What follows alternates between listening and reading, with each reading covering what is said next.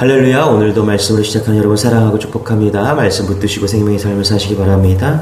에스더서 2장 1절부터 11절까지 교독하도록 하겠습니다. 그 후에 아하수에로 왕의 노가 그침에 와스디와 그가 행한 일과 그에 대하여 내린 조서를 생각하거늘 왕의 측건 신하들이 아뢰되 왕은 왕을 위하여 아리따운 처녀들을 구하게 하시되 전국 각 지방의 관리를 명령하여 아리따운 처녀를 다 도성수산으로 모아 흑웅으려 들여 궁녀를 주관하는 넷이 헤게의 손에 맡겨 그 몸을 정결하게 하는 물품을 주게 하시고 왕의 눈에 아름다운 처녀를 와스 대신 왕으로 삼으소서니 왕이 그 말을 좋게 여겨 그대로 행하니라. 도성 수산에 한 유다인이 있으니 이름은 모르드게라. 그는 베냐민 자손이니 기스의 증손이요 시므이의 손자요 야일의 아들이라. 전에 바벨론 왕 느부갓네살이 예루살렘에서 유다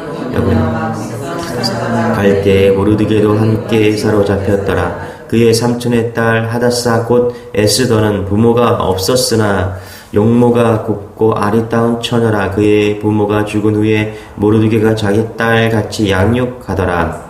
왕의 조선 처녀들이 도성수산에 많이 모여 헤게의 수하에 나아갈 때 에스더도 왕궁으로 이끌려 가서 궁녀를 주관하는 헤게에 속하니 헤게가 이 처녀를 좋게 보고 은혜를 베풀어 몸을 정결하게 할 물품과 일용품을 곧 주며 또 왕궁에서 의뢰주는 7 궁녀를 주고 에스더와 그 궁녀들을 후궁 아름다운 처소로 옮기더라. 에스더가 자기의 민족과 종족을 말하지 아니하니 이는 모르드게가 명령하여 말하지 말라 하였음이라. 11절 시작. 모르드게가 날마다 후궁들 앞으로 왕래하며 에스더의 어떻게 될지를 알고자 하였더라. 아멘. 자, 에스더는 바벨론 포로로 끌려갔던 그런 후손입니다. 1차, 2차, 3차에 걸쳐서 이제 바벨론으로 이스라엘 백성들이 끌려갔는데요. 그러다가 바벨론이 이제 이스라엘 백성들을 끌고 가서 곧장 망합니다. 그게 누구한테 망하냐? 메데 파사, 페르시아죠. 페르시아. 지금의 이란에게 망합니다. 그래서 유대인들이 이렇게 5%만 돌아오고요. 95%는 남아 있었다. 그래서 성경에 보면 에스라를 보면 우리 지난번에 봤는데 1차 스룹바벨, 2차 에스라, 3차 느헤미야가 리더가 돼서 그렇게 돌아왔다. 그 돌아온 게 5%밖에 되지 않았다. 그러면 에스더는 남아있는 그런 사람들 95% 남아있었다고 했죠. 95% 자중에서 후손이 되는 것이죠.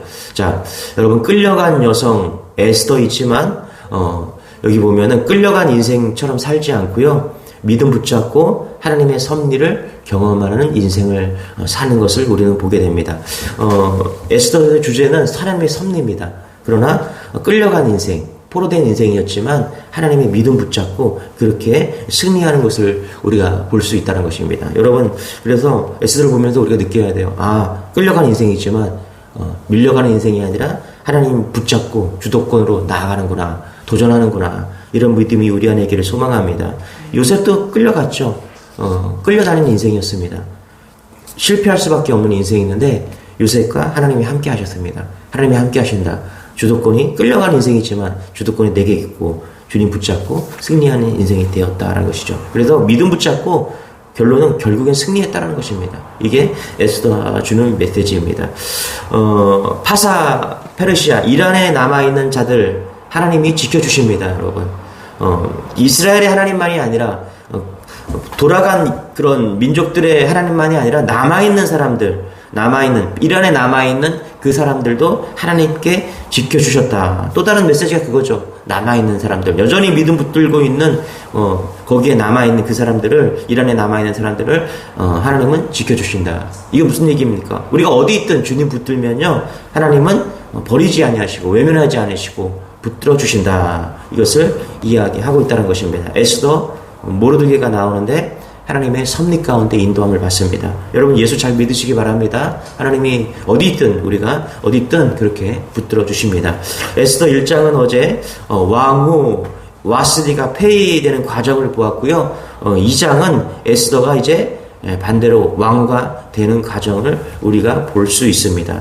자, 1장에 보면은 와스디가 폐위되는 사건이 이제 아하스웨로 왕 3년경에 일어났는데 그 이후로 4년이라는 시간이 흐릅니다. 우리 1절 같이 한번 읽어볼게요. 시작. 그 후에 아하스웨로 왕의 노가 그침에 와스디와 그가 행한 일과 그에 대하여 내린 조서를 생각하거늘. 그렇죠? 그러니까 그 후에 1절에 보면 그 후에 나오는데요. 이게 뭐냐면 그러니까 와스디를 폐위하고 난 다음에 4년이 흐른 그런 시간입니다. 그러니까 아하스웨로 왕이 7년 이제 집권을 한 그런 시기입니다. 그러니까 1장과 2장 사이에는 4년이라는 시간이 흐른 그런 상태입니다. 자, 그런데 여러분, 이 4년의 시간 속에 어떠한 일이 있었는가 역사적으로 좀 볼 필요가 있는데요. 이 아하스웨로 왕과 그리스 사이에 3번의 전투가 있었습니다. 이 사이에. 첫 번째 전쟁은 테르모필레라는 곳에서 대규모 해전이 있었는데요. 이때는 승리를 합니다. 이 아하스웨르가. 그러나 두 번째 살라미스 전투에서는 패배하죠. BC 480년. 이게 영화 300에 나온 그런 전투입니다. 아하스웨르 왕이 대패를 하는데요. 영화에 보면 30만이라는 그 군사들을 끌고 가는데 그리스의 300용사에게 막힙니다. 결국에는 어떻게 되냐면 330만이 다 전멸합니다. 그래서 역사 기록에 보면 그냥 몇천 명 데리고서 돌아갔다 이야기를 합니다. 그리고 나서 마지막으로 플라티아 전투에서 그리고 2년 후에 플라티아 전투에서 479년 BC 479년에 패배를 합니다. 자, 두 번째 패배 30만 명의 군사를 끌고 갔다가 패배하고 돌아와서 지금 기록한 게 이 내용입니다. 오늘 말씀에 나온 것이죠. 자, 보세요. 두 번의 패전한 거예요. 전투에서 완전히 30만이면 엄청난 대군이거든요. 그것을 패배하고 돌아왔는데 왕후가 없어요. 왕후가 없는 거예요. 여러분 무슨 말인지 이해되시죠? 전투에서 패배하고 이제 귀국했는데 그래서 집에 돌아오면 누가 있어야 돼? 와이프가 있어야 되잖아요. 그런데 와이프가 없는 겁니다. 그래서 위로해 줄 사람이 와이프가 없다는 것은 위로해 줄 사람이 없는 것이죠. 여기에 우리는 한 가지 좀 1절을 보면서 메시지를 느낄 수가 있는 거죠. 그러니까 이런 일이 왜 있습니까? 여러분 어제 말씀을 보면서 조금 황당하지 않아요? 술 먹다가 잔치를 7일 동안 잔치를 막 벌였어요. 그러다가 막 이것저것 막 자랑하려고 잔치를 벌였는데 마지막에 와이프 자랑하려고 했는데 와이프가 안 나왔잖아요. 그렇죠? 그러니까 그것 때문에 결국은 왕후가 폐위되는 사건이잖아요. 어처구니 없는 사건이잖아요. 그렇죠? 그걸 보면서 우리가 느끼는 게 하나 있죠. 메시지가. 감정적인 결론은 마귀에게 속는 것이다. 그렇죠? 그러고 나서 후회하는 거죠. 그렇죠? 자기가 그렇게 교만하고 자기의 부를 자랑하기 위해서 권력을 자랑하기 위해서 막 그렇게 했다가 교만이 극치를 당했다가 감정적으로 왕후까지 폐위시키는 그런 결론을 내리고 이제 후회하는 그런 모습이 있는 거죠. 다시 한번 1절을 읽어볼게요. 시작. 그 후에 아하스웨로 왕인 노가 그침에 와스디와 그가 행한 일과 그에 대하여 내린 조서를 생각하거늘. 당연히 후회가 되겠죠. 그렇죠? 그는 그 사건의 전 과정을 생각하면서 너무 성급했을 뿐만 아니라 너무 지나쳤다는 생각을 하게 되는 것입니다. 그런데 여기에 그 와스디를 쫓아내는 신하들이 있었어요. 동조한 신하들이 있었죠. 책사나 현자들이라 이렇게 얘기하는데, 자, 보세요. 우리가 와스디가 다시 돌아왔다. 왕이 후회를 해서 왕후를 다시 돌아오게 했다. 그런 피바람이 부는 거죠. 우리나라 그 조선 역사에 보면 이런 경우가 있잖아. 숙종이 장희비를 데려오잖아. 인현 왕후를 쫓아내고 조강지처가 나중에 생각나잖아요. 그래서 우리 조선의 역사도 보면은 그 왕과 왕비 사이에서 그 신하들 사이에서 피비린내 나는 그런 사건들이 많이 있는 거죠. 그래서 여기도 마찬가지예요. 왕이 지금 왕 폐위했던 왕후를 데려오려고 하는 그런 낌새가 보이자 신하들이 어떻게 합니까? 2절 3절 4절 같이 한번 볼게요. 시작. 왕의 측근 신하들이 아레데, 그렇죠? 아레데 왕의 측근 신하들이 뭘 딱 보고서 느낀 거예요. 왕이 지금 후회하고 있구나. 와스디 왕후를 데려오려고 하는구나. 그걸 딱 캐치하고서 왕의 측근 신하들이 아래인 겁니다. 같이 시작. 왕은 왕을 위하여 아리따운 처녀들을 구하게 하시되 전국 각 지방의 관리를 명령하여 아리따운 처녀를 다 도성 수산으로 모아 후궁으로 들여 궁녀를 주관하는 내시 해계의 손에 맡겨 그 몸을 정결하게 하는 물품을 주게 하시고 왕의 눈에 아름다운 처녀를 와스디 대신 왕으로 삼으소서 하니 왕이 그 말을 좋게 여겨 그대로 행하니라. 그러니까 아하수에르 왕의 경솔함 그리고 신하들의 간사함 이게 같이 만나서 와스디를 폐위하게 되는 거죠. 그런데 여러분 우리가 잘 보면요, 이 아하수에르의 교만함, 경솔함과 신하들의 간사함, 이 악과 악에 만나서 에스더라는 선을 이루게 됩니다. 이 선이 뭐예요? 하나님의 뜻이죠. 에스더가 등장하게 되는 것입니다. 여러분 에스더는요 우연이 아닙니다. 하나님의 섭리가 있는 거예요. 이게 에스더의 주제인데요. 섭리는 하나님의 일하심입니다. 하나님의 인도하심이에요. 악과 악이 만나서 선이 되는 것. 악과 악은 하나의 사건인데 이게 궁중에서 일어나는 사건이죠. 그러니까 아하수에르 왕의 악, 그 다음에 신하들의 악 이게 만나서 궁중에서 막 이런 일들이 막 벌어집니다. 그런데 이거의 별개의 사건으로 모르드게의 가정에서 에스더가 자라나고 있어요. 준비되고 있는 사건이 있습니다. 전혀 관계없죠. 그런데 보세요 여러분, 별개의 사건이 만나서 악과 악이 궁중에서 일어난 사건이고 모르드게의 집에서 에스더가 준비되고 있어요. 이 사건이 만나는 거예요. 전혀 관계없는 사건이. 그 중간에 누가 있어요? 하나님의 섭리가 있는 것입니다. 예, 여러분 우리가 이걸 봐야 돼요. 에스더는 그걸 이야기하고 있다는 것입니다. 여러분 이거 인생이 그래요. 내가 알지 못하는 사건들이 벌어지고 있어요. 그 사건들이 만나서 하나님의 역사가 일어나는 것입니다. 이것을 하나님의 섭리라고 그래요. 세상은 이것을 우연이라고 그러는데 우리는 우연이라고 말하는 것이 아니라 하나님의 계획과 인도하심이 있다. 거기에 섭림이 있다. 하나님의 일하심이 있다. 이것이 에스더서라는 것입니다. 별 볼 일 없는 궁중의 사건이 오늘 모르드게 에스더 사건과 연결되는 것입니다. 이건 그냥이 아니라 하나님의 계획이죠.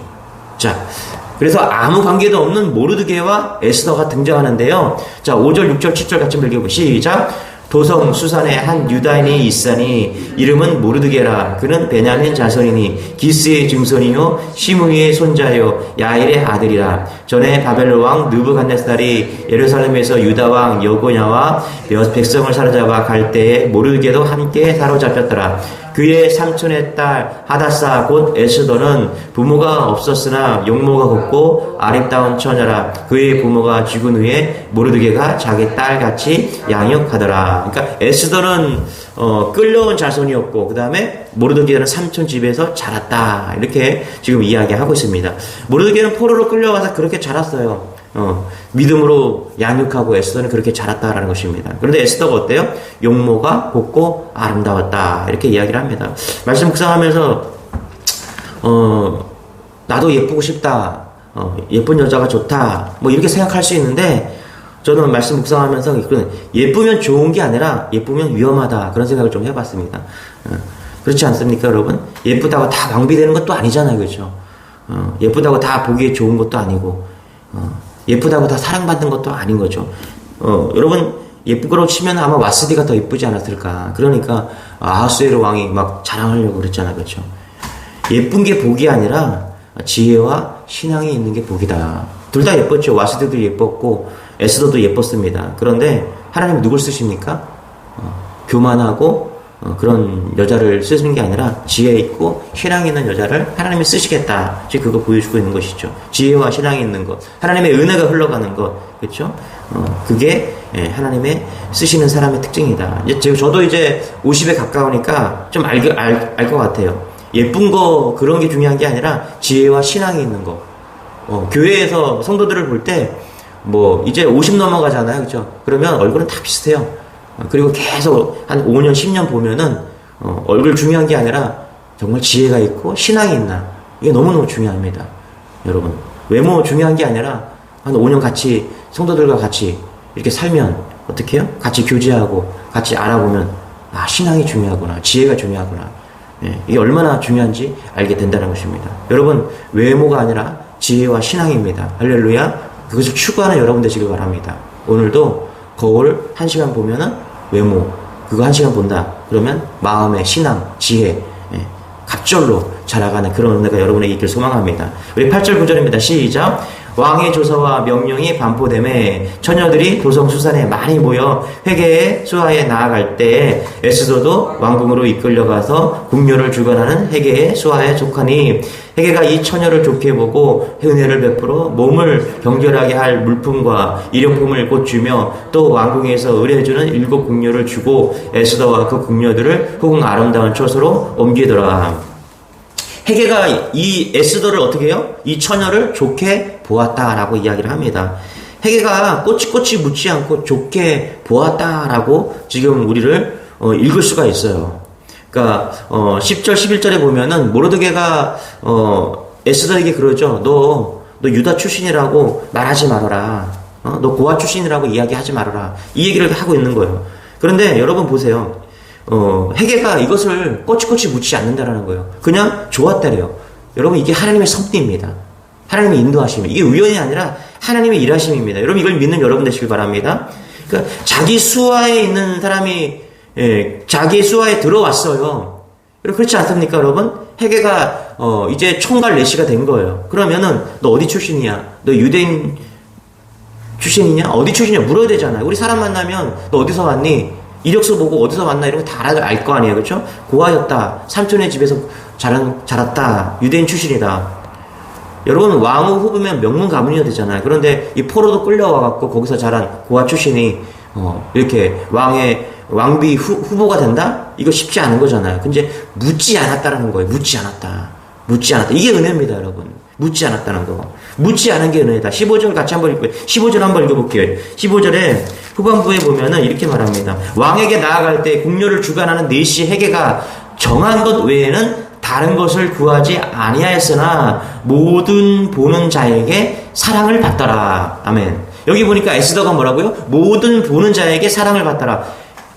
8절, 9절, 10절에서는 묻지 않은 거고요. 15절에 보면 사랑을 받았다라는 것입니다. 여러분 에스더는요. 요란을 떨지도 않았고요. 주어진 기본적인 그 조건 속에서 자신을 꾸미는데 그렇게 했다는 것입니다. 이거 주석에 보면요. 이런 얘기 나와요. 뭐냐면 그냥 향품에 푹 담궜다라고 이야기를 합니다. 그러니까 7시간을 담궜대요. 여러분 그 예를 들어서 찜질방 같은 데 들어가갖고 그 안에는 그 따뜻한 그런 냄새, 그 향기를 내는 그런 약품을 넣어놓고 여자를 거기다 넣어놓는 거예요. 그리고서 푹 담궈요. 어떻게 해요? 몸에서 완전히 향기가 나게. 그 주석이 그렇게 나오더라고. 그런 아주 재미난 에피소드들이. 그러니까 왕후 후보로 되기 위해서 맨날 그걸 하는 거예요. 몸에서 그냥 향품이 냄새가 푹 나게 그렇게 하는 겁니다. 그거 말고도 뭐 계속 꾸몄다라는 거예요. 왕을, 한마디로 왕의 눈에 들어들기 위해서. 그런데 보면은, 에스더는 요란하게 하지 않고 기본적인 것만 했다라고 지금 이야기하고 있습니다. 그런데 놀란 것은 뭐냐면 에스더의 모습이 처녀들을 관리하는 네시 헤게의 눈에서 좋아 보였다라고 말하고 있다는 것입니다. 여러분 이게 하나님의 섭리이고 은혜입니다. 이게 제일 빨라요, 여러분. 뛰는 놈 위에 나는 놈이 있고요. 나는 놈 위에 붙어 다니는 놈 있고, 그죠? 붙어 다니는 놈 위에 누가 있어요? 하나님의 은혜가 있습니다. 예. 여러분 내 힘으로 하면 빠를 것 같지만 그게 아니라 우리는 내 힘으로 하는 게 아니에요. 하나님의 은혜로 하는 겁니다. 이게 하나님의 섭리예요. 이게 가장 좋고요. 이게 가장 빠르고요. 이게 가장 축복의 길입니다. 여러분 이걸 믿는 여러분 되시길 바랍니다. 내 노력 가지고 하는 게 아니에요. 내 노력으로 열심히 해야죠. 그러나 결론은 하나님의 은혜, 하나님의 섭리로 나아가는 것입니다. 이게 가장 큰 축복입니다. 이걸 믿는 여러분 되시길 바랍니다. 우리 16절부터 18절까지 읽고 마치기를 원합니다. 같이 시작. 아하스웨로 왕의 제7년 10월 곧 데벳 월에 에스더가 왕궁에 인도되어 들어가서 왕 앞에 나가니 왕이 모든 여자보다 에스더를 더 사랑하므로 그가 모든 처녀보다 왕 앞에 더 은총을 얻은지라. 왕이 그의 머리에 관을 씌우고 와스디를 대신하여 왕으로 삼은 후에 왕이 크게 잔치를 베푸니 이는 에스더를 위한 잔치라. 모든 지방관과 신하들을 위하여 잔치를 베풀고 또 각 지방에 세금을 면제하고 왕의 이름으로 큰 상을 주니라. 그러니까 에스더가 왕후가 된 거죠, 그렇죠? 우리는 한 가지 여기서 메시지를 받을 수가 있는데 여러분 인류는 흘러갑니다. 쭉 흘러가요. 역사는 누가 뭐라도 흘러갑니다. 강아지는 짖어도 기차 가듯이 역사는 흘러가고 있습니다.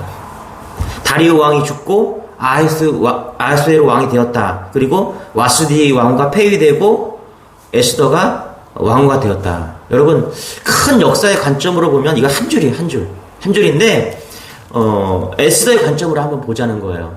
하나님의 관점으로 보자는 거예요. 여기에는 엄청난 하나님의 섭리가 있는 것입니다. 여러분, 관점은 두 개로 흘러요. 하나는 인류의 관점, 세상의 관점으로 흐르고요. 하나는 하나님의 관점으로 흐릅니다. 에스더는요, 하나님의 관점으로 보는 거예요. 우리는 에스더의 눈으로 봐야 됩니다.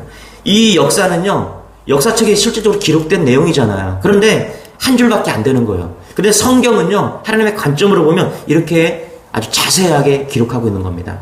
세상의 눈으로 보면 하나님의 섭리를 발견할 수 없지만 우리는 믿음의 관점으로 보면 엄청난 에스더를 통해서 하나님이 어떻게 일하고 있고 어떻게 섭리를 이루어가고 있는 것을 우리는 보게 되는 것이죠. 여러분, 이 관점이 열리시길 바랍니다. 세상의 눈으로, 세상의 관점으로 오늘을 살아가는 것이 아니라 하나님의 관점으로, 하나님의 섭리로 오늘을 세상을 바라보는 겁니다. 그럼 하나님의 역사와 하나님의 은혜가 있습니다. 하나님의 인도하심이 있습니다. 이것을 바라보고 오늘도 그렇게 믿음으로 살아가는 여러분 되시기를 축원합니다. 기도하겠습니다. 하나님, 그렇습니다. 하나님의 놀라운 섭리 안에 우리는 오늘도 무릎을 꿇습니다. 우리를 인도하여 주시고 열어주시고 보게 하여 주셔서 세상의 관점이 아니라 하나님의 관점으로, 에스더의 관점으로, 에스더의 믿음을 통해서 세상을 볼 수 있는 그런 인생이 되게 도와주옵소서. 그래서 한 줄 인생이 아니라 하나님의 개입하는 섭리의 인생이 될 수 있도록 은혜를 더하여 주옵소서. 감사드리며 예수님의 이름으로 기도드리옵나이다. 아멘. 오늘도 말씀 붙드시고 오늘 그런 믿음을 달라고 우리 주여 한번 해주고 기도하겠습니다. 주여, 주님 감사합니다.